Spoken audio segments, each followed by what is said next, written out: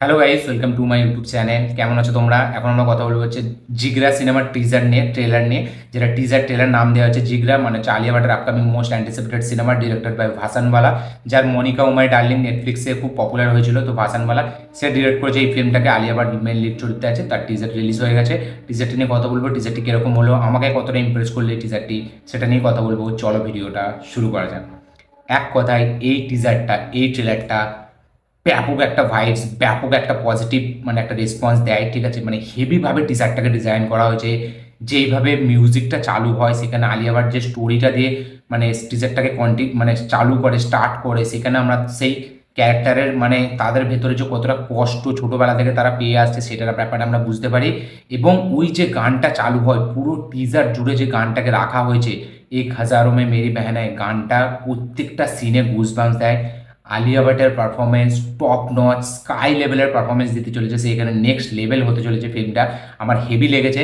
হয়তো ফিল্মটা খুব দেখা দেখা কনসেপ্ট মনে হবে, কারণ এই সেম কনসেপ্টের ওপর কিছুদিন আগে আমরা দেখলাম সাবি, যেটা দিব্যা কোসলা কুমারের ফিল্ম ছিল, তার হাজব্যান্ডকে ধরে নিয়ে যায়, তারপরে সে প্ল্যানিং বানায়।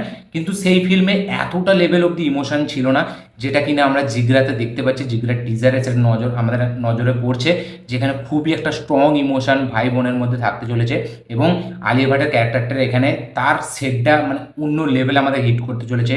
এবং টিজারে কিছু কিছু ফ্রেম, কিছু কিছু শট এত সুন্দর, এত স্টাইলিশভাবে নেওয়া হয়েছে। একটা গাড়ির শট আছে যেখানে পুরো মানে আগুন লেগে আছে এবং গাড়িটা চালিয়ে আসছে আলিয়া ভাট, সেখানে গাড়িটা লাফাচ্ছে। সেই শটটা আপনি দেখবেন, মানে অন্য রকম শট। তার পাশাপাশি ওপর থেকে একটা টপ অ্যাঙ্গেলের শট আছে, হয়তো ড্রোন শট দিয়ে নেওয়া হয়েছে ওটা, যে মানে পুরো ধোঁয়া হয়ে গেছে চারিদিকে, আলিয়া ভাট তার মাঝখানে। ওই শটটা দেখুন। একটা শট আছে যেখানে আলিয়া ভাট একটা ছুটছে আর লাস্টটা ভাঙছে কাঁচটা, সেখানে স্লো মোশনের শটটা। আর একটা সিনে যেখানে আলিয়া ভাট উঠছে এবং উঠে দেখছে, তার উপরে অনেকজন দেখছে তাকে নিচে থেকে।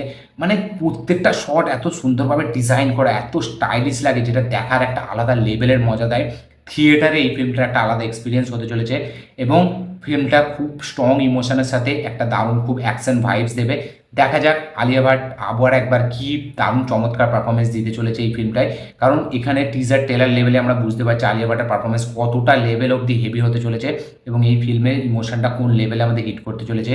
ফিল্মটার যেটা সবথেকে আইকনিক জিনিস, সেটা হচ্ছে এই গানটা, মিউজিক এই ফিল্মের খুব একটা স্ট্রং পজিটিভ পয়েন্ট হতে চলেছে। তার সাথে সাথে আলিয়া ভাটের পারফরমেন্স, তার সাথে সাথে এই অ্যাকশন, এই ফ্রেম, এই যে শর্ট অ্যাঙ্গেলের ক্যামেরার যে অ্যাঙ্গেল, মানে ব্যাপক ব্যাপক ডিজাইনের শট আছে এই ফিল্মে।